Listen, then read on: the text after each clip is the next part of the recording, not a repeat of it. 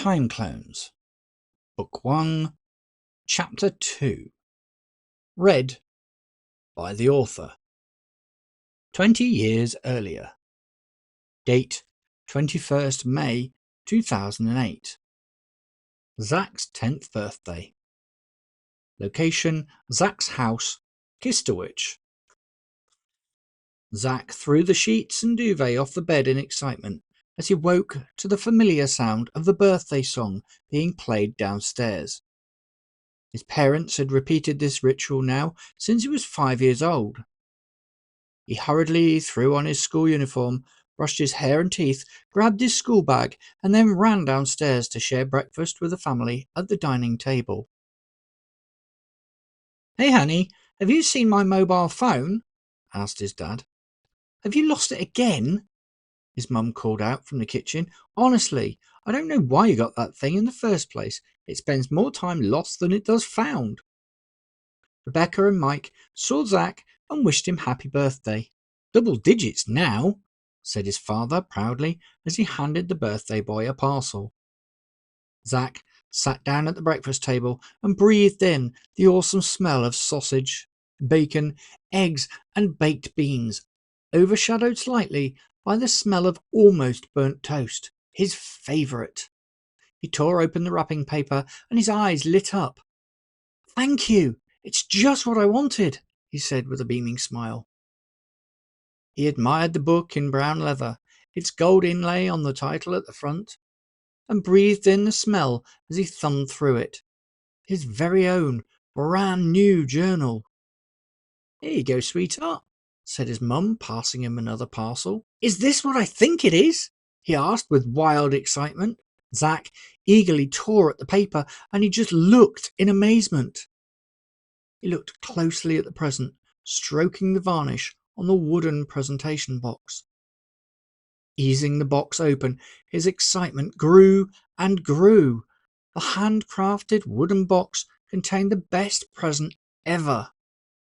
But this was not just any present. This was the pen that Zach had wanted since last year. This was the Real Pen Pro fountain pen. The best fountain pen ever, with a real gold nib. With great satisfaction, Zach peeled the cellophane wrapper from the pen, exposing the beautiful deep red lacquered outer shell with his initials in gold, J.I.D. James Isaac Drummond. They all hugged each other. "This is the best birthday ever!" Zach looked up as he heard the noticeably heavy footsteps of his brother as he walked down each step. "Elephant!" shouted Zach to his brother. As Zach ate his breakfast with his presents by his side, Dylan walked past his little brother's plate, grabbing a sausage. "Hey, get your own," Zach said. "Okay, keep your wig on." Dylan gave Zach an envelope. "Swap you," he said. Zach opened the card, read the cheesy greeting, and pocketed the £10 note. "Cheers, bro!" "Shall we go by car today, sweetie?" asked his mum. Zach smiled. "Yes, please, mum," he said. "That's settled then," she answered. "Hey, how come he gets a lift to school and I don't?" asked Dylan with a disappointed look on his face. "When it's your birthday, you will get a lift," replied his mother. "I'm off to Benny's to get a lift then," he replied. "Bex, could you pick up some milk and bread while you're out?" came his muffled father's voice from the open fridge. "Already on the list," replied Rebecca, making a mental note. "Go get your shoes on, young man." "Okay." And with that, Zach put his knife, fork, and plate into the sink and then headed to the shoe rack in the porch. Rebecca spoke to Dylan quietly, and Zach sensed they were talking about his surprise party that his Nana Iris had let slip about a week ago. Dylan shouted, "I'm off to college now. See you later, bruv." He closed the door, and before Zach said anything, the letterbox opened and Dylan shouted, "Happy birthday!" Moments later, Zach was putting on his shoes and blazer He grabbed his bag, opened the door, and went out to the car. The journey to school was great. The sun was shining, and Zach had a beaming smile. From the back seat of the car, he could see his mum's reflection in the rear-view mirror. Her blue eyes, long blonde hair in a bun, and comforting, warm smile made him realize just how happy he was to be alive. This was the best day ever, and nothing could ruin it. The car pulled up outside the building, and Zach opened the passenger door, grabbing his bag.